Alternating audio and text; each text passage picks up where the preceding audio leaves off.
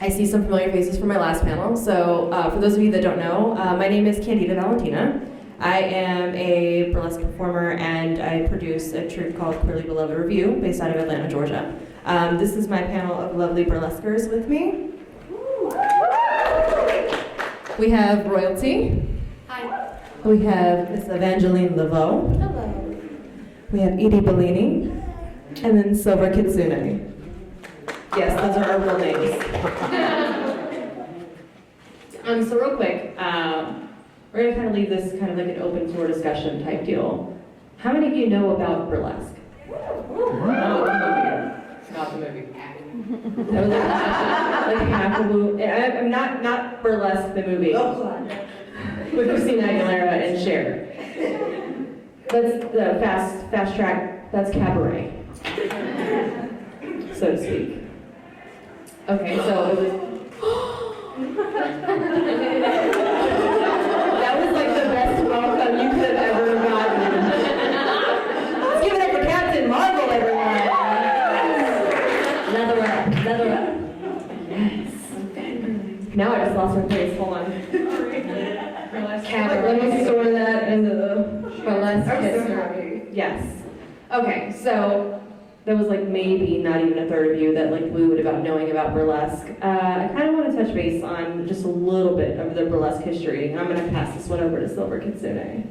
What up? Because apparently I am in a suit and therefore considered an intellectual. So burlesque started out as a parody of what was popular at the time. So anything serious like some works of Shakespeare could technically be considered burlesque. Some works of Chaucer could at the time where burlesque began be considered burlesque. It was simply a farcical performance based on real-life serious events. It comes from Italy. We're not going to get into that. It's too much to unpack. There's a lot about the comedy arts from Italy. You guys should totally research later on your own time. Your homework is due on Friday. And then it evolved more into being, because what was seen as proper at the time was to present a certain way as a lady or a gentleman. Burlesque became a farce of those mannerisms, or what was considered modest. So then it evolved a little bit further. We're going to skip a couple hundred years because we don't have time. And when we started going into vaudeville and performance arts of a more lowbrow theatrical nature, burlesque continued to evolve to being more risque, more sexually charged, still keeping the parody element. In fact, most of us are projected in our performances because of parody law. Because technically speaking, we could use the music because we're parodying the performance style. And over time, burlesque's sexual element or sensual performance element overcame the parody part of it. And we got to places where we had like Tempest Storm and people in the Burlesque Hall of Fame, which is here in Vegas, which I'm encourage you to go check out if you want to know a bit more about that. It evolved into its own thing separate from vaudeville. It was a sensual, sexual, titillating performance that was taboo at the time for women to show their bodies in those ways. Now, we see those videos as super tame. Like, that's classic style for us. Most of us do neo or neoclassical. We don't do classic because, quite frankly, I find it boring. And I hate saying that, but I do. It's typically like 7-8 minute songs, someone's running around in a panel skirt and a bra and doing hip thrusts. And then it died out a little bit towards, let's say, late 60s, early 70s. Yes. It get more into the free love evolution. And it becomes more acceptable for everything to be sexualized, and people do strip clubs as opposed to burlesque. We're also not going to unpack that, that's too much. And then we get back into like the late 80s, early 90s, where we have the neo-burlesque movement, where we begin to see people bringing back the burlesque style. And we have people like Joe Boobs Wheaton and Diamond Ice, who's, by the way, the killing queen, so everyone in this panel knows that's Meredith. Yes. If you're not aware, that tiny human being is one of the reasons we now have burlesque. Yeah. Edie, obviously, if you don't know who Edie is, I don't know what block he's been under. Edie Volunteers. Who is classic style, by the way, very neo-classic to classic style. And from there, it became a resurgence, and now it's evolved even more into being almost more of an empowerment movement. We don't have time to unpack that either. And now we have, there's so much here. And then we have so many different types of performance. What you'll see tonight at the Burlesque Show, because you are all coming. Yes. Yeah, you all will be there. Is going to be neo and more Nerdlesque. Yeah, nerdlesque, because we're all nerds. So speaking of different styles and genres and how it's evolved today, I'm going to go ahead and the panelists introduce themselves to you, because I have all of them here because all of our styles are so different. So we'll start with Silver and then work our way over. Okay, so I started performing in 2010. I began in Charlotte, North Carolina with a more neoclassical troupe and said fuck that shit and left like 4 years later, and I've been independent ever since. I associate with Queerly Beloved, Fandom, Secret City in Athens, the Flamingo Review in North Carolina. I work for anybody who pays me, basically. Her tagline really is "Have thought will travel." Yeah, basically. And my style is nerdlesque and neoclassical, mostly, I would say. All right, and we have Edie Bellini. Hi, everybody. I'm Edie Bellini. I've been performing burlesque since 2013, but I come from a performance background. I took a dance school growing up. I was always involved in community theater in college and high school. I felt like really everything I did in my life kind of naturally led itself into doing burlesque. I've been mostly an independent performer since 2013. I have also a drag background. I had a hyperfemme, well I still do, I have a hyperfemme persona with a group called House of Gunt that's based out of Savannah, Georgia. So I'm a burlesque performer that also has roots in drag, and I've evolved to the point now where I don't see burlesque or drag, it's just all performance to me, it's just all concept. I'm known for, we talked about what classical performers are like. I've actually, one of the signifying things about me is that I'm a dancer. I'm very high energy. I'm very inspired by 60s and 70s culture. So that's something I'm known for. I call myself a neo-vintage showgirl. And yeah, I'm just here for it all. I love her. And Miss Evangeline Lovato. I'm from California, which is where I started it back in 2014 with Monet Hastini. She does a lot of traveling in burlesque herself, with kind of like pushing the Black women and women of color burlesque scene, which is a very small like scene. Hi. But I have a background in dance, like West African, Lindy Hop, and Samba. So I've been dancing my whole life. It's in my blood. My family does it. I'm also a cosplayer, so you'll see it in like my costumes and my cosplay. And my style is kind of vintage, high energy, nerdlesque. I'm very inspired by Josephine Baker, who is an old performer. I had one of my first routines was a banana skirt performance. Now I produce shows. Starting this year, I started producing shows in Atlanta. My first show was a Black History Month show, and I had drag performers and burlesque performers just celebrating our lovely selves, and I do all kinds of shows, and nerdlesque is like my thing. I love nerdlesque and vintage and all that, and the whole cute thing, as you can see. My whole like tagline is the bratty baddie, so I'm very She's bratty. very quiet. And Royalty? Hey, I'm Royalty. I'm a classically trained dancer, actor, singer my entire life, never knowing where I was meant to be on stage until I found burlesque when I moved to Chicago in 2014.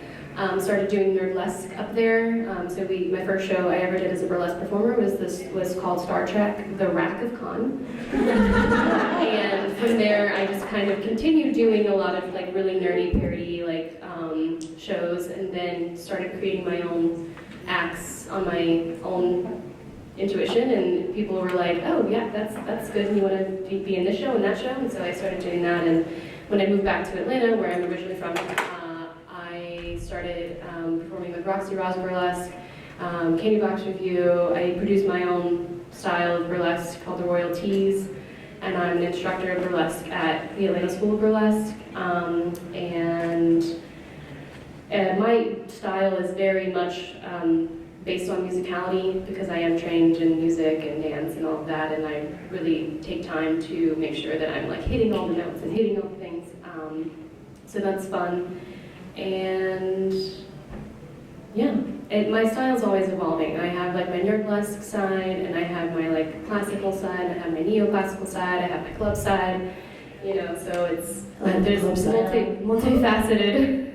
It's a journey. Like once you get into it, it is a continuing journey. You're always evolving. You're always like, I don't know, it's like a Pokemon. Like our gender spectrum. We ever evolved. I said my name earlier. I'm Candida, Valentina. I've been in this for maybe 4 or 5 years now. I lost count. Originally started in Central Florida. I was dancing at a club. I was like, yeah, looking at all the go-go dancers. I was like, yeah. And somebody comes up, you want a job? Yeah.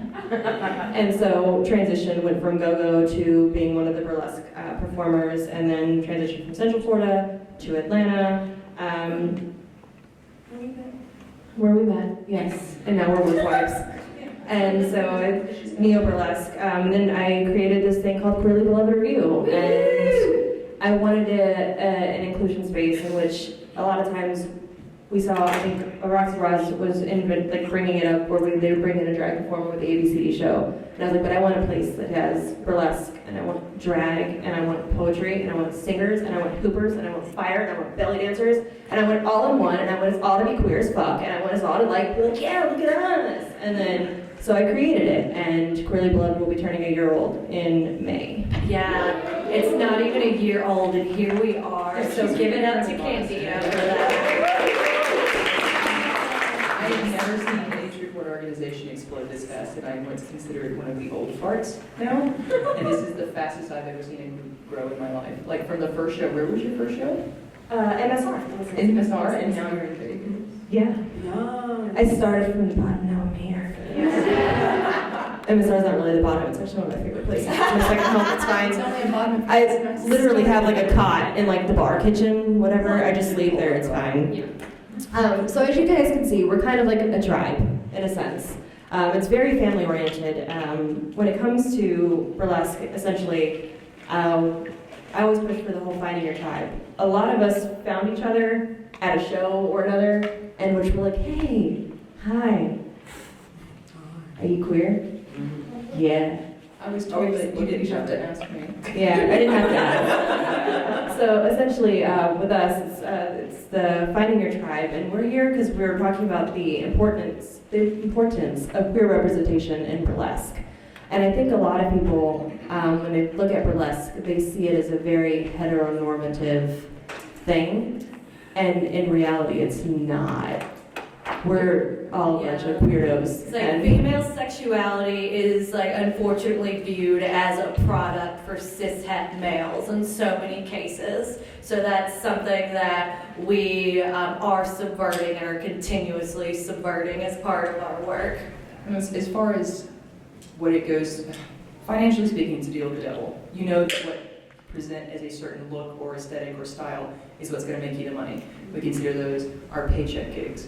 But most of us are the most passionate about things like Queerly Beloved or our particular fandom shows. And dignity gigs. Yes. So you push, you get your money because no one wants to starve. Starving artists are a myth, and they should be a myth, and we should not support that concept. And then you go out and you make as much revolution as you can with the paycheck that those assholes gave you. Yeah.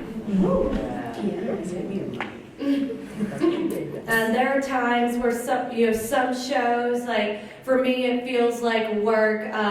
Going to work, there are things like Queerly Beloved Review, but then we're part of shows that are more like a straight up burlesque show. And for me, it feels like work. I'm performing to this mostly hetero audience who's there to see you because you're this sensual, like female figure. But then it's like, so it is wonderful that we have something like Queerly Beloved Review in Atlanta now. That's like I have those gigs, but then I also have these gigs that make me feel like this is why I'm doing what I'm doing. This is the path I'm trying to forge for myself. Yeah, I remember when I was promoting my Black History Month show at another show, and a lady came up to me and said, "You shouldn't have drag in a Black History show." And I looked at her, I said, Are you kidding me? I said, this is a part of our history. You are not going to erase this, and I'm going to have it in my show. I want a hard pause right there. The minute you said, the lady said I should not have drag in my Black History show, like half the faces were like, No, we felt history, bitch. I my eyes bugged out. That was because I was being nice and she was coming up to me. I was like, excuse me? Like, I was like, I know I look small and stuff, but I'm not, gonna be nice if you're gonna come up to me about my show and tell me how to run it. And I was like, no, I'm not gonna do that. That is a part of our history. You're not going to erase that part of our history. Okay, they are just as much black as they are queer, and we're not going to take that out of our history. I'm not. I think we all have to thank a black queer woman for starting a riot called Stonewall. Yeah, Thank you very so much. thank you. Yes, we do my show. So a lot of times we talk about burlesque. There's the concept of, misconception that it's like that movie that came out with Christina Aguilera and Cher. And no, that's not how you burlesque. Would you like me to give the ranking of most to least accurate movies? Because I just did a post about this. Are you talking about Magic Mike? Magic? No, listen, okay. We will discuss this because this is happening. Because men in burlesque is an entirely different issue. We're not going to package this in the convention for it. But, one, everyone assumes guys who do burlesque are gay, which is just as harmful as the other way. So, Magic Mike and the Full Monty actually show, which is a British film. Love that Yes, movie. it is fantastic. Robert Carlyle is back. But those two movies encapsulate what the actual struggle and difficulty of being in the industry are. And yes, he makes a lot of money. Yes, it is a strip movie in the Magic Mike. I'm not talking about the Vegas show. I've never seen it. So We can know. just saying. Never mind. Aesthetic. I know you love my boyfriend. So he goes Magic Mike Full Monty, those two together, and then Showgirls. Strangely enough, is also a very good view of what the industry is actually like. Yeah. And then Cabaret, and then Burlesque. Mm-hmm. And then some sort of weird indie film probably doesn't. And touching back on burlesque history, burlesque as a striptease, intentional striptease, wasn't a thing until it came to America at the World's Fair, Chicago World's Fair. And then after that, people were very intentional about removing their clothes. Before it was like an accidental thing that would happen. And the crowd was very drawn to the idea of, at the end of this we get to see boobs, or whatever. I mean, we kind of still are. And so things like Showgirls, that's, that when you see the moments when they take off their tops, and the crowd's like, yes, boobies! Which you all will be like that later. Yes.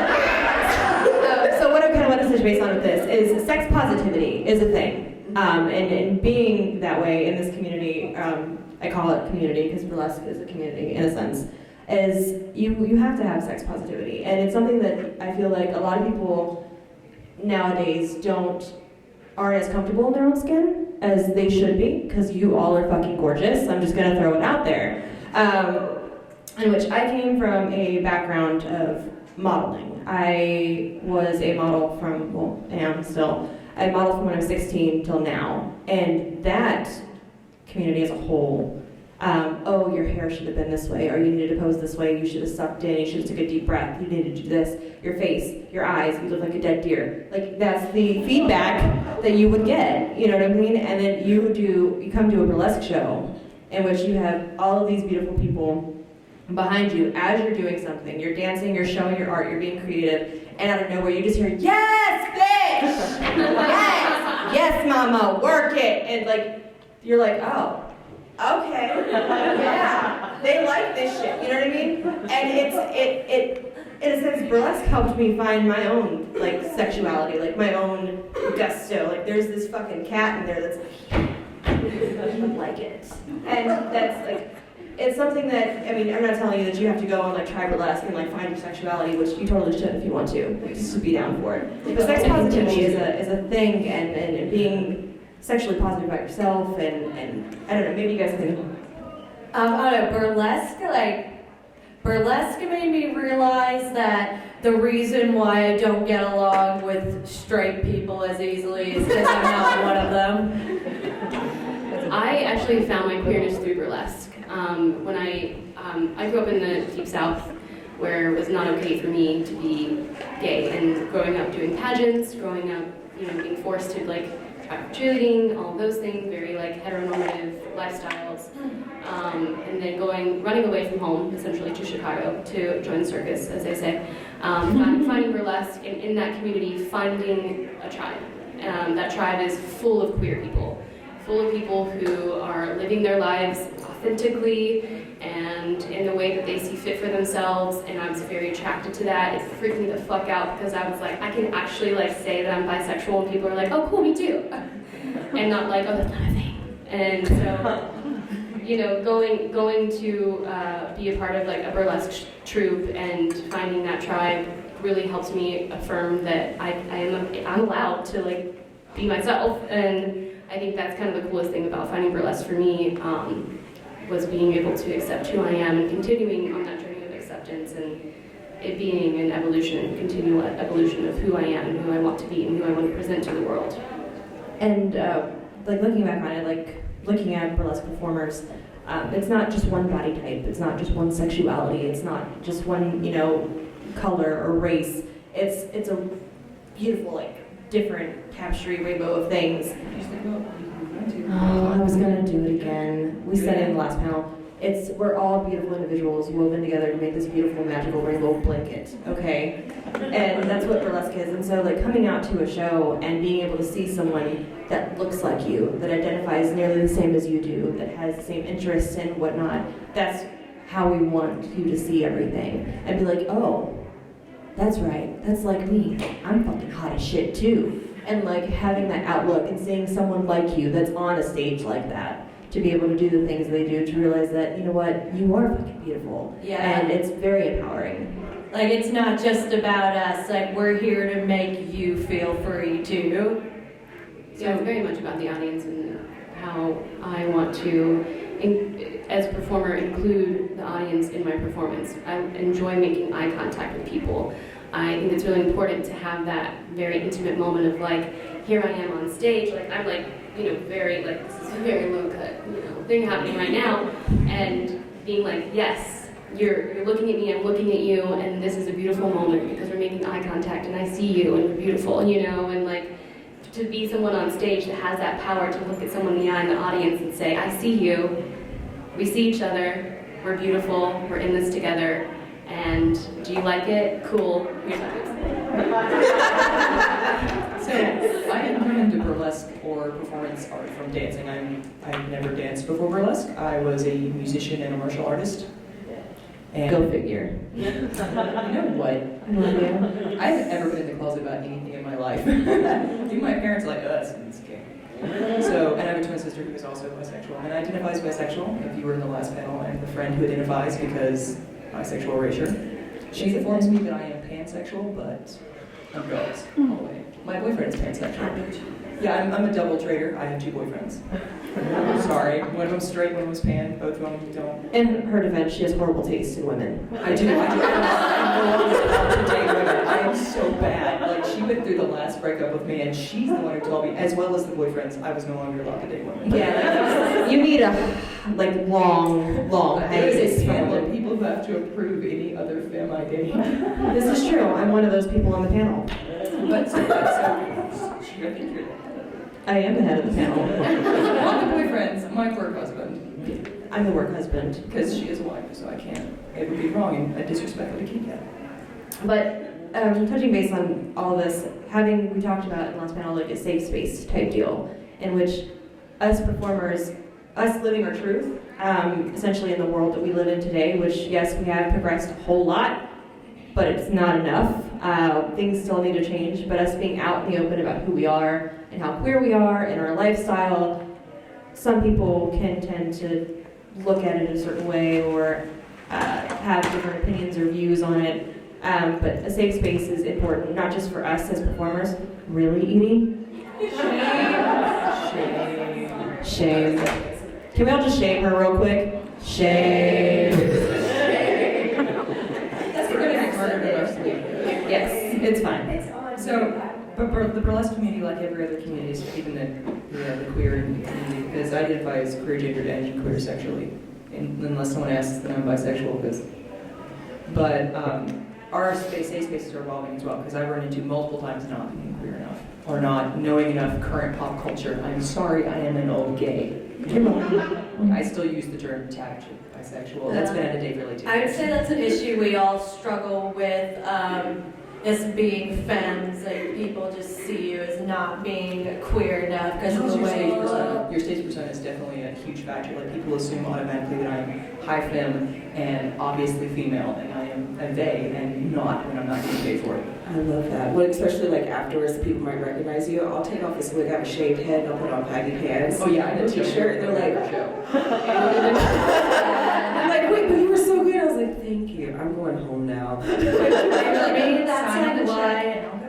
Like for me, that's why, like from the get-go, I've always been upfront. I'm a queer showgirl. I do queerlesque. Like you have to say it. The visibility is super important, especially in like femme visibility, as a sense, because we walk into gay bars sometimes, very femme, and people are like, "Oh, you're straight. Why are you here?" And it sucks, it sucks because it's like, oh, okay, well, tell that to my 2 girlfriends, okay? Yeah, like I've left gay bars crying because people there didn't make me feel welcome. Because of the way I look. assume you were straight. It's just, and I think it too, this is when I kind of had a lot of clarity about like, I'm feeling upset about people assuming things about me is because I sometimes would assume things about other people, and I quit assuming. I was like, I'm not going to assume anything about anyone. You know what I mean? If I want to know something about them, I'm going to fucking ask them. You know what I mean? If I want to know that person, I'm going to have a conversation with them. And I think that's really missing in our culture is like people just automatically assume something because they look at you and they say, oh, well, you're straight, or oh, well, you're gay, or like whatever it is. And you don't know that person. You don't know that person until you sit down, look in the eye, and have a conversation with them. So that's one of my favorite games to play with people who have either homophobic tendencies or a little bit of an asshole about what I represent. Because I have 2 boyfriends, as I said, I am a traitor, I'm sorry, shame. One of them is very tall, he's 6'4", he has blonde hair down the middle of his back, he's very thin, he's very fey looking, he loves wearing dresses. He's very pretty. He is straight as a goddamn arrow. Like, he lost his V-card to a dude and it was like, meh, been straight ever since. My other boyfriend, former Marine, like badass in a gym, looks like he probably carries concealed and runs redneck trucks. He is so fucking gay. Yeah. So they look like they're complete opposites, and I'm like, all right, tell me which one of my boyfriends is gay. And they're like, oh, Evan, and Evan's like, nope, I like the badge. So Adam was part of our first Queerly Beloved photo shoot. Y'all should look those photos up on the Facebook. Yeah, That you is see the very photos, beautiful footage. There's my very pale giant ass because I'm a very tall human being, all of us. And then on the end there's this very slight petite guy who is our burly son, who is completely straight and was the one out in the shoot. And then there's Adam with this like, he didn't know what lumbersexual was, but he is. He's a lumbersexual. Like ponytail, and they're like, oh, so there's the outline. We're like, no, this is the gay one. The one at the very end, the little one that looks like a twink, that's the ally. So even though we're all up here representing the femmes of Queerly Beloved Review, we do love our men, like our cis men, our trans men who are part of what we do. Because allyship is important, and that shouldn't be discounted on. Yes, and with Queerly Beloved, we have a wide range of performers that join us. Here at ClexaCon, we're highlighting all the femmes and, whatnot. But we also have our burlesquers and our drag artists and our poets and our singers and our belly dancers. And it's this beautiful collection of people and various artists, and I love it. We touched base on it a little bit, but I want to talk about being genderqueer and burlesque. And I'm going to come to you. Balancing your high femme persona and your genderqueer. How does that... You know I'm about to go take out the face, right? Yes, you So have I almost quit burlesque 6 months into it because the assumption that I was a girl was so incredibly difficult to deal with because of the makeup and the clothes. The first time I put on makeup for stage, I cried because I looked like a fucking doll, and I hated it. And sometimes I still hate it. But this is the job, this is the community. Wearing pasties, wearing rhinestones, wearing makeup. There's no one way to do burlesque, but there is a way if you work the kind of gigs I do, which are typically with a specific focus crowd. Or it signals that this to me is my job. So being able to balance, especially being the one femme-bodied person in my poly group, it can be extremely difficult. And being able to budge up for something or I consider burlesque drag for me because it's not my gender. It is a representation of an ideal that people want to see on stage. And I consider burlesque as much drag as I do doing male drag. It can sometimes be super difficult because people, they just see this. They see this face, they see the hips and everything, and they automatically assume that it's she or it's her, or that I'm going to be okay being objectified as a female image. And it's incredibly difficult to be queer-bodied in burlesque sometimes. Do we have any queer-bodied people that identify differently? So? Non-binary. Non-binary woman? What about you, sweetie? Yeah. Non-binary. So there was another hand somewhere back in there. Maybe. You're genderqueer too, right? No? Okay, just making sure. Sorry, I'm just like, Yeah, I love you. Your hair. But it is a lot easier, I think, because it's really easy for no one to know who the hell I am, which happens. Yeah. I have people I've worked with for years, and I immediately, when I get off stage, immediately have your curtain call, makeup off, jeans, t-shirt, out the door, butch up like that. And I've had people I've worked with for years and have no idea it's me. It's really freeing, I would have to say, for that part. Have any of you taken a dance class or have been to a burlesque class or have seen them? Yeah? Woo woo, there you go. Yes. All right, how many of you have been to a burlesque class? 2? Nice. Like 4. Yeah. How many of you thought about getting into burlesque? Yay. Yes. Yay. I want to hear this. Yes. What's holding you back?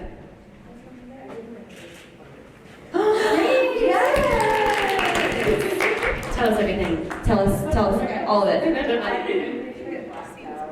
Yeah. Okay, no lie, I black out at every performance, so I have to, if there's video, look back on it, because like I don't remember anything. Yeah. I usually can't hear the music either, or the crowd. Like, oh, I hear the music, but no crowd, so I don't know any of it well. Until afterwards, people are like, that was amazing. I'm It's like, like tunnel vision almost. I've realized that I black out, and the only thing that I can hear is if my drag sister is there. Her name's Night and Day.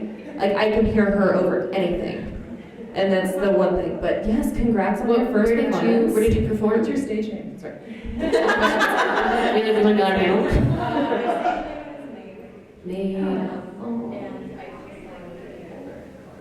Great, nice. That's a good city. I'm originally from Colorado Springs, so yes. Well, welcome to the community, Maeve. Yes. So I'm curious of what you asked. Anybody who has thought about it, what's holding you back? Oh, that's amazing. Oh, yeah. You would be surprised how many teachers there are. Yeah, too. but she can't be, yeah, it's a really. How do you get it on? Yeah. So this is where we talked about how the worlds of drag and burlesque collide, in a sense. Wigs are a huge thing. I actually have a fellow performer, a performer named, I'm just going to leave it all alone right now. She's actually a professor at UGA. And she performs in Athens, Georgia, where UGA is, where the crowd is predominantly the students from UGA. No one has recognized her.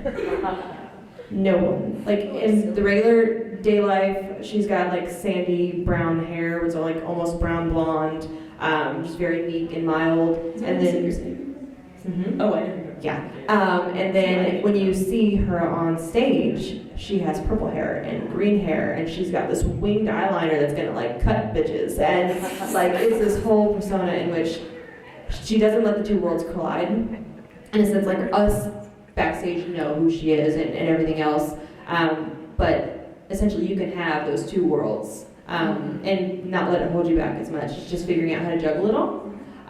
Essentially, we also have another performer in Atlanta who's actually a teacher who doesn't let her worlds collide as well, and she's a phenomenal like hippy-dippy child and wears like flowy dresses and sings and does burlesque and stuff. It's totally doable. If you want, we can meet up together and I can talk to you about some things. Yes. It never hurts to Stage try. makeup and wigs will disguise everything. Also, if people don't expect it, if you expect you to be in a place, they're not going to automatically think to recognize you either. So it's the disguise and also the areas you're in as well. That's of course a very another very freeing thing about burlesque is the opportunity to create your own superhero in a sense. But also, you should never feel ashamed if you decide not to do it. Yeah. It's not for everybody. Yeah. You should never feel like you're not exploring enough. If it's a conscious decision you make, it's fine. Right. And just being in, as a burlesque instructor, I have a lot of people who come to my class and they only come one time and they never come back. And I have had to make peace with that because at first I was like, oh, they hated the class. I like did something to them to make them feel uncomfortable. And maybe that's true, and I may never know like the actual story behind what's happening for them, because it is a very vulnerable art form, and being sexy and doing like very like touching yourself is not something that we are taught to do, like to love ourselves, and so when I in my class have people like touch their bodies, they might feel uncomfortable, they don't come back, but they at least had that experience, they had a taste of what maybe it could feel like for them.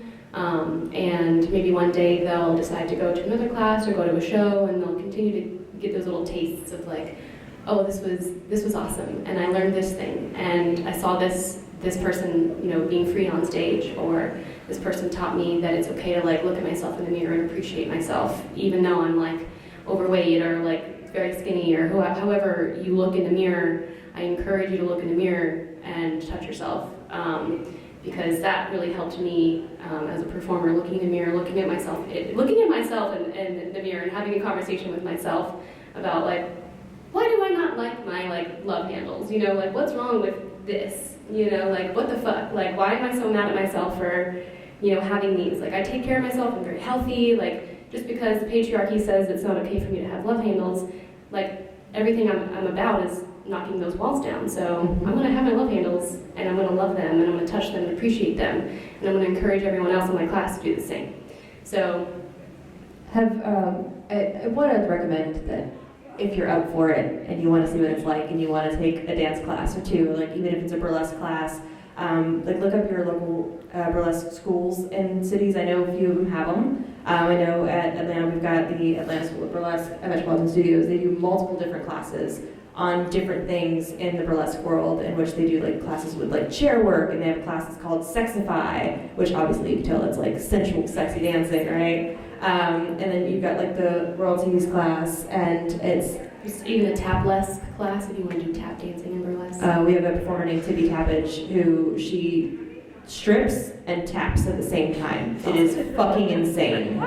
Yeah. And like you look at her and you're just like, what the hell? She's like this tiny, like Yes. bouncy, sweet little girl, and when she gets on stage and she's like, I'm gonna do this weird pepper granny number where it's it's fucking nuts. It's awesome. Oh yeah, but I definitely recommend that if you're able to do it and if you're willing to do it, just take a class. Like it is super fucking empowering, and in the class it's like it's this little community and family that comes together. There's absolutely no judgment, no anything, and it's beautiful. Like I really can't push it enough to like try. It really is a tribe. We have become a tribe. We have to stick together, because if one of us is struggling, I like the quote, take care of your tribe and they'll take care of you. If one of us is down, we like make sure that they're okay, do they have to reach out and let us know how they're doing.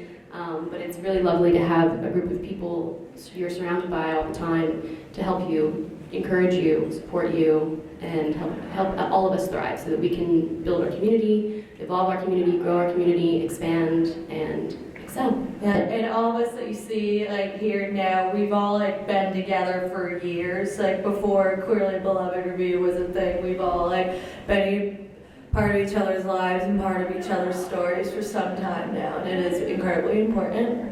Oh yeah. So even if you aren't willing to do one of the classes, but your friend is, support your friend. Be there and be like, yes, bitch, go do your shit. I will be there. There are some schools that have like classes that you go to and then you graduate at the end of it, and then you're like welcome to become a performer with that troupe or a guest performer or whatever the case may be. Be like, yeah, I'll go to your show. I'm gonna go to your graduation. Like, just be super, super supportive. Even if you have a friend in the industry as a whole. Do any of you have friends that are in the burlesque industry? Yes. Yeah. Let's try this again. Do any of you have friends that are in the burlesque industry? Yes. Have you guys been to like their shows? Have you gone out to their shows?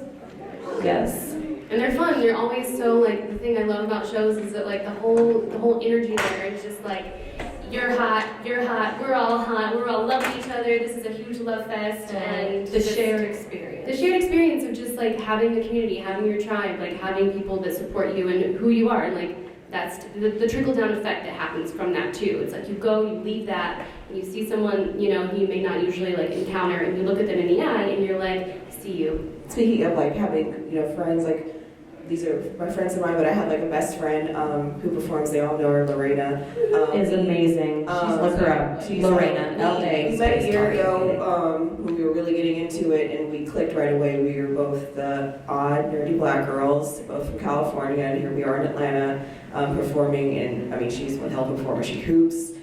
She does everything. I mean, there are times where I compare myself to her, which a lot of performers do, and all this, but she's fantastic. I'm gonna cry a little bit. She's also like super nice too. Sorry, I'm getting emotional because I love her so much. And it's important because Lorena and Evangeline are two powerful black women in burlesque. We don't have many black women in our industry, and we really need more representation. And I understand how difficult it can be for a person of color to be in such a very to be like support each other in everything we do, like these festivals and like when I first did my Black History show, and I was like, I'm so scared because there's not a lot of like people of color in the industry, and she's like, girl, just do this. And I was like, you're right. So I made this, and she ended first as queer too, even though she's married to a man. And she's like, I don't feel queer enough. I was like, girl, it does not matter. You are queer. Yeah. It does not see how you look at girls. She flirts all the time, and like we are always supporting each other. We've been messaging each other. I was like, did you get to Vegas and all this? And I thought you were gonna pack her in your suitcase. I know. I had to bring her with me. No, it's just that, like, especially like we were talking about representation, being black in this industry. There's not a lot of us, and there are great black performers out there, and I just don't see enough of us. And I'm like, when I made that show, I was like, I know some people are going to feel left out. I had performers that weren't black message me like, can I get the show? And I was like, I'm sorry, but I'm specifically making the show. Go watch it and enjoy it and learn. It's not for you to perform it. And in my show, I was teaching people about Black history, and I was like showing like we are here. We had Black queer performers, drag performers. We were performing, and everyone, the audience was mixed and like having so much fun. And now like I had another show where it was a mixed group of people, like they in the show, and it was Elements of the God show because I'm pagan, and like we had that show. Now I'm having a cartoon show because I'm a nerd, So it's not about that, but like having black performers in there, having queer people in there, it's just the marginalized groups. It's really, really important. Sorry for crying. And I just want to say that the Black History show that she produced was the best show I've seen in Atlanta, hands down. Like that shit sold out, and everyone who got on that stage was perfect. I cried, I laughed, I lost my fucking shit. It was awesome, so you should be very proud. I love the one photo I got, the cast photo. Y'all had like the flag, and you're all doing the Wakanda forever. Yeah, that was. Speaking of Wakanda Forever, come out to the show tonight, and you'll see what I'm talking about. Anyways, speaking of marginalized, I am one of the few Latinx performers in Atlanta. There was another fellow female burlesquer who retired for a bit, and now she's back, Laveau. Everybody looks at me like, oh wait, you're Hispanic? And I'm like, my name is Candida, Valentina. Like, what do you not get from that? First off, or like they hear me talk, and I'm in the middle of doing something, and like my son will make a thing, and I'm like, que mucho te jode, mijo, okay? And everybody's like, that just came out of you? I'm like, yeah. Like, I'm Puerto Rican and Mexican. I'm like the conundrum, okay? There's Italian in there too, but that doesn't count. It's my mom, it's fine. But my mom's Italian and Mexican. Yeah, you met my in-laws. My in-laws are the crazy short Puerto Ricans. Oh yeah. Yeah, them. She took me to a family reunion, and I was one of 2 white people there. And I have to let you know, it is just as terrifying as you think it is, because I didn't know we had to dance. I don't dance unless I'm stripping. If you go to any Latin party, there's going to be dancing, period. And you don't get to go home until all the Coronas are gone, all right? The food Or the Bacardi, either way. I'll give you that, yeah. But having the community, like I know when we first did our one Cinco de Mayo show, it was really hard for me to find Latin performers to like be in it. And now, since we've pushed the platform a little bit, I have had people that I've had to like turn down because we only have 5 slots. It's one of the club shows. And it's seeing all of these beautiful Latin performers coming out, whether they're Latinx or however they identify, and it's so freaking amazing. I have so many drag sisters that have come out. I have one called Rocky the Mermaid who wears a red wig all the time, and she's crazy as shit. We have Ruby, which is Precious Ruby, Demi Valentine. I'm just naming off all these drag queens. But they're like my Latin sisters. We also have a Burlesquer named Cliffhanger, who is like my brother from another mother. Cliff is delightful. Part of what we do. Yes, and I think Tallulah, is she? Yeah. Yes. Her husband definitely is. I don't know if she is. I want to say she is. Sometimes just gonna walk up and ask. Yes. But see, it's like having representation matters. So seeing someone that resonates with you, in which they have a similar like family background or aesthetic, or be like, oh, she was Hispanic. Yeah, that's right, I am. How you doing? But representation matters, and I love having her. We have another performer. We have Risky Sour, which is like her favorite drink. She actually does a killer Maeve performance from Westworld, and there was, I think, at one point, I think she was the only black girl on cast at a show, and the amount of response that she got from the crowd was insane. She came backstage and she was in tears for the fact that somebody came up to her. They think they were 18, they were new to the nerd world, they were new to burlesque and everything, and they said, thank you for showing me someone like me. Yes. And if I can count the amount of times that I can, it's been a few times that I've heard something like that, either said to me or to one of my performers. That is why we do what we do. That is why we are on stage. That's why we love this so much, is because at one point in time, we were like that, where we're like, that person's like me, and I want to do that, or that makes me feel a certain way, whether it makes you feel good or and motivated to be like, yeah, I love myself. That's kind of why we do things. And I can't stress enough how important it is to find something that makes you happy to be you. Mm-hmm. And whether it's dancing, whether it's coming to a show and watching us do our thing, whether it's hanging out with your friends or supporting them in their endeavors to do whatever the hell they want to do, I highly recommend it. It's like burlesque, like life, just, go for it. Like, experience it, be in it. Yeah. That makes me want to touch base on our next topic, which is, how has burlesque changed your life? And I'm going to go down the line, try to keep it short and sweet, but essentially, how has burlesque changed your life? Yeah, so as I already said, burlesque helped me identify my queer identity, and also helped me come to peace, have body peace with the body that I live in on a daily basis. Growing up in the pageant world, growing up in a very southern conservative home, my parents are still very much like, are you sure you want to eat that? Are you, like very just like fucked up kind of like language against my body, and having burlesque help me, encourage me, and support me that it's okay to be in the body that I have, and it's okay to support everyone in their body and encourage people to just exist as they are. And I think that's the best thing that I've ever gotten. It's the best gift I've ever received, is burlesque, honestly. Finding an actual family, and doing the things that I love, and mixing like all my nerdy things and vintage stuff, and performing, being on stage. I'm a very creative person, and if I didn't have this, I don't know where I'd be. So it's like kind of like a lifesaver for real. And just everything. This is great people. So yeah. For me, essentially, burlesque helped me find my voice. Outside of burlesque, I am very timid and meek, and like I have to put on a face when I'm at my day job, so to speak, my muggle life. And my biggest fear and everything was speaking my piece.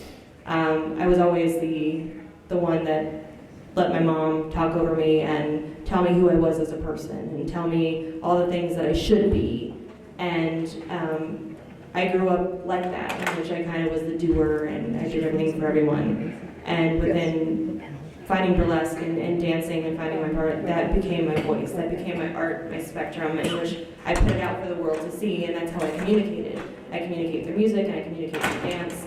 And now, doing it as much as I do it now, it helped me find my voice to speak up and be like, this is who I am, this is what I do. If you don't like it, move on. If you do, hey, let's hang out. And it helped me become stronger internally, emotionally, and physically. How burlesque has changed my life. I'm someone who I do and have considered myself sort of a born showgirl. I'm like an eternal Liza Minnelli. Everything that I'm doing now, it makes so much sense to me. Like, this makes sense, how I'm living my life now. It does. I feel like I am living my truth. How it's changed my life is that my parents like think that what I'm doing isn't productive, but how this has affected me, it's just made me see my own power, and I want like more for myself because of burlesque. Like, I've already like made these dreams come true. I'm living my dreams, and now that I realize my power, I'm thinking now outside of this, it's made me want like more for myself. It's made me want to like achieve more. And if I've achieved this dream, and now I'm just thinking like what else I can do, like what else I can accomplish. You're pretty badass, Edie. I'm just throwing that out there. That's Minnelli by heart. So for myself, burlesque, like I said, I've never really been in the closet about anything, but it gave me people to talk to. I am an intense introvert. If I am not working, I am not leaving my house. I go by myself to do things. I've never been lonely in my entire life. I don't see the point of hanging out with other people. I'm sorry guys, you're very nice. I am perfectly happy to stay online and discuss things with people, unless I'm going to Candida's house because she's giving me a look right now. I can feel it inside my head. So burlesque gave me, it is a type of community, and once I quit doing music performance, because if you have done music as a professional line, there's no work in it, pretty much, unless you're very spectacular and very lucky. So burlesque was a smaller performance industry that gave me more opportunity to go places and do things. It introduced me to fabrication. I am a full-time costumer and performer. This is what I do 24/7. She's amazing. Look her up on Facebook, Foxy Fancies. She makes like 98% of my costumes. And then my wife rhinestones them. Yeah, Kitty Cat's got really damn good at rhinestoning. So, as far as changing my life, I met both of my partners through burlesque. Well, I started working conventions through burlesque. I do security work outside of this. Yeah, don't be fucking surprised. Security work outside of this. And then I met both of my boyfriends through conventions, because without burlesque, I wouldn't have been in a position to meet people who were this healthy and this good for me. It'll be 6 years with Evan, because we met at a fetish convention. He's also vanilla too, which is hilarious. Straight vanilla gay boy. Anyway, and then Adam I've been with since 2 years because of DragonCon, but none of the healthy. I really hope I do not see you at DragonCon, because if I see you at DragonCon, you're in trouble. I'm not being an asshole. I hope Working sec ops at DragonCon, you never see us, and if you do 98% of the time, it's because you're in trouble. I really hope. I hope you have a wonderful time and never see us. Yeah, because I'm a reaper. Yeah.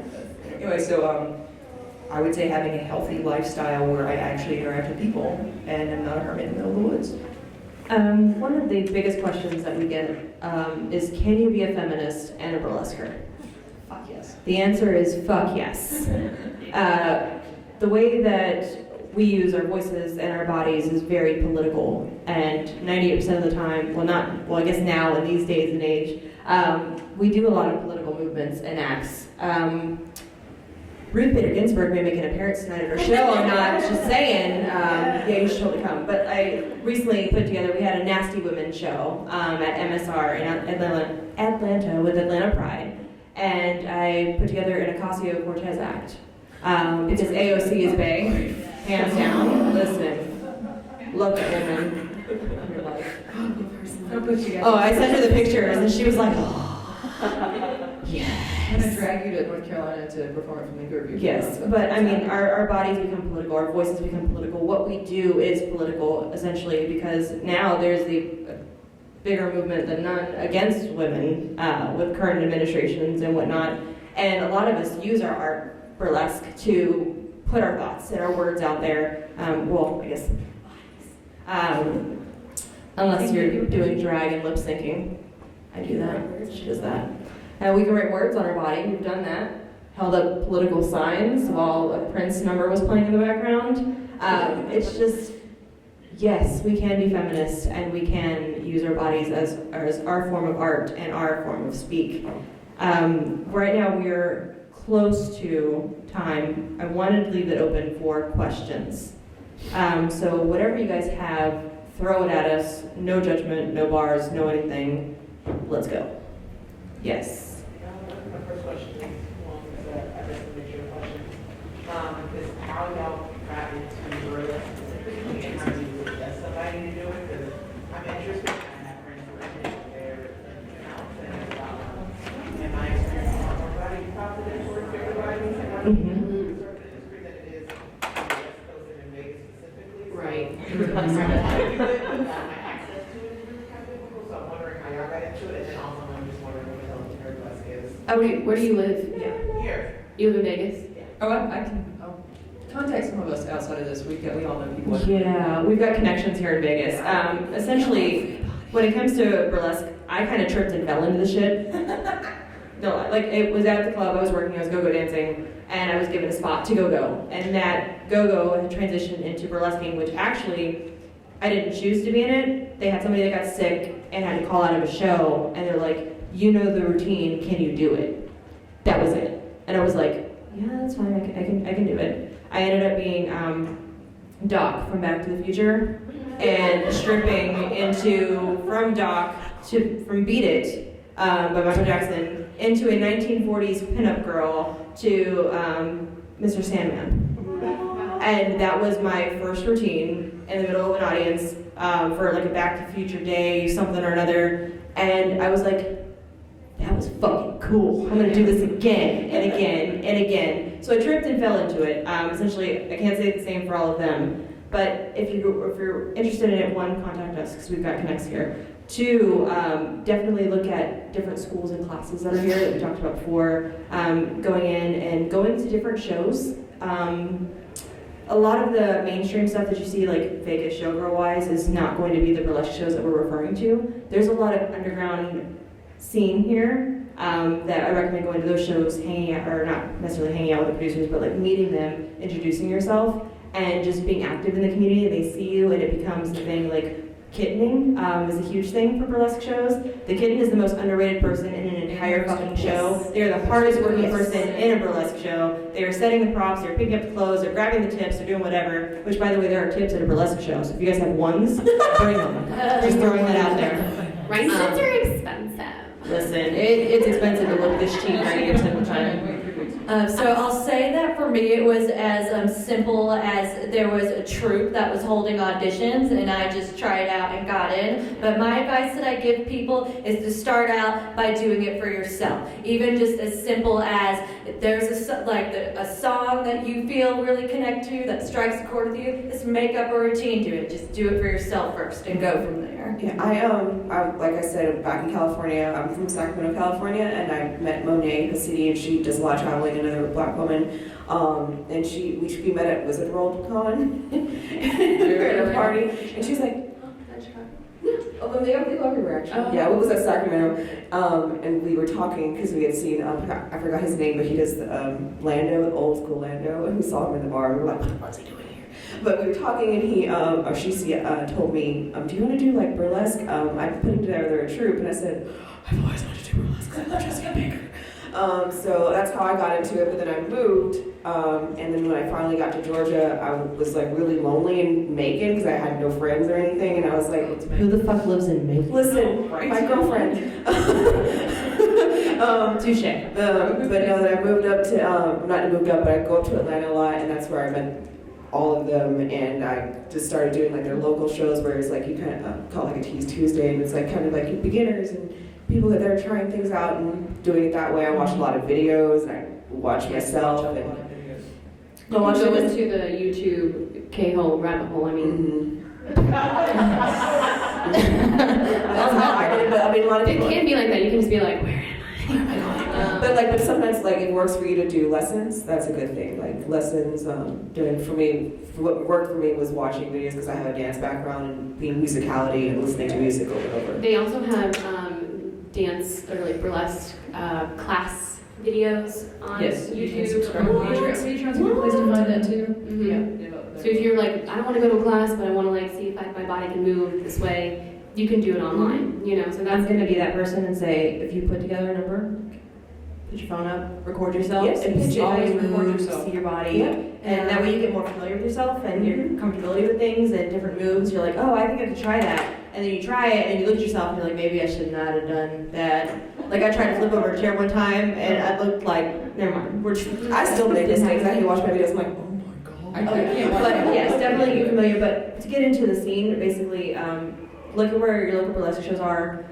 Look up. There's plenty of events on Facebook and whatnot. A lot of them are hidden because they're trying to block the word burlesque. Yes, So stupid. But definitely go to the events. Ask. Like, that's one of the big things, and I think Edie was the one that pushed this for me. Like, you get places just by asking. Yes. Don't be afraid to ask. Don't be afraid to put yourself out there. So if you go to a show and you're like, this is really interesting, would you mind if I came in a kitten for you? Mm-hmm. And that's a foot in. You're like, yeah, go ahead, come on in a kitten, and Also, you learn I dance, you still learn kitten. performers, you learn producers. I So still you're can. local, right? You said you're local? Yes? Yeah. Sorry. I knew you just said I knew it, just double checking. So Burlesque Hall of Fame is an actual physical building here, and you go in there and look at like legends and stuff like that. But also the Burlesque Hall of Fame competition is coming up here like what? Oh, yeah. Yeah. It is like 4 days of nothing but burlesque performers from literally around the world. It's like our Super Bowl. Yeah. It's insane. Mm-hmm. So tickets can be a little pricey if you go the whole weekend, but you can go like You can one go to the show. day shows. And they do volunteer stuff, so if you go to the museum or something, you talk about volunteering for the actual thing, and if you want to work, if you end up working for Burlesque Hall of Fame, you literally started working at our Super Bowl. Yeah. So it's a great place, and they're And like, to mingle and meet people, these legends, Yeah. like Oh, yeah. we call them burlesque legends, they're so humble and down to earth. Like, they will not be afraid to sit down and have a chat with you, no. or to like drink their water and just sit there and talk to you about some stuff. And they do. And they're like in their 60s and 70s, and they're still performing. That's the beauty Yeah. of burlesque. Oh, yeah. You can do Like whatever. I'm in an with them. internship program right now with a guy named Dick Carroll, who is a multiple award-winning costumer here in Vegas. And I'm like, so what should I see in Vegas? He's like, I don't know, I moved away. And I'm like, he didn't take Vegas with you, honey. He's like 81. He's hilarious. He's like the world's first burlesquer. Oh yeah. But yeah, so they're still out there. They're still talking. They're still part of the community. And because we're running out of time, to touch base on Nerdlesque. Nerdlesque is essentially fan fiction's coming to life, in a sense. We just did a huge Marvel production, which was called Infinities. Jessica Jones. So much right here, Jessica Jones. I was Jessica Jones. We had Hawkeye. We had everything else. I was Hawkeye. And we had Fractions Hawkeye. our MC was Deadpool the entire time. And we had Spider-Man who like made out with him. And, like that's basically essentially what Nerdlesque is. It's taking something from a fandom that you're interested in and putting it on stage or seeing it on stage. Like what you said, going back to how burlesque is born out of parody, like, you know, in that sense, you know, Nerdlesque makes so much sense because you're parodying pop culture. Okay, and because I know we're running out of time, I saw the volunteer come in. Any more questions? Yes. This question is specifically for me, but so I'm in New York, right? Just like everything's happening all at once. But I often want to go to shows and I'll do service. I'm like, hey, I'd love to like come in and work with you or do whatever, and then I don't get called back. And I think the struggle that I've seen is like even in this panel, like there is a Black woman on this panel, and you know when I talk to even the organizers of this con, they were like, I was like, hey, like let's talk about the fact that is hella white and has been hella white since its inception. And every year I come here and I'm like, and I think the struggle that I see is like I love going to shows, I love going to see my friends, and I love being in shows, but the only one syndrome sucks. I think it sucks to have the only Black woman in the entire on the program over and over and over again. And I often get frustrated and it's like, so I guess my question is to you, like A, how do you like work through the fact that the only one thing? And B, like have you seen, I mean I know you, I like frequently stalked your breakfast for but like have you seen like those other voices that trying to push back? Oh yeah. Well, yeah. I've been like there have been times where I've been shows and I'd be the only one, and I'm just like I can't. Like I would be uncomfortable and I would talk about this, and I would see somebody, another Black woman show up, and I'm like, oh, thank you, you know. And so like now with my shows, I purposely like try to get as many women of color in there as I can because they need to be seen. I'm not going to have these shows be completely white. There are too many shows like that. There are too many shows where everybody has the same body type. There are just too many shows where everybody looks the damn same, and I'm tired of it. And so a lot of us here, we push that. We are not having that anymore. You don't need to see the same people. We look on TV and everybody looks the same. Even queer movies, we have the same two white women that are in love, and I'm dumb. So no, we're pushing back. So yeah. The exploitative sexualization of women of color is also an issue in the industry as well. Oh, yes. You have to look a certain way too. On that note, I'm gonna have to wrap it up, guys.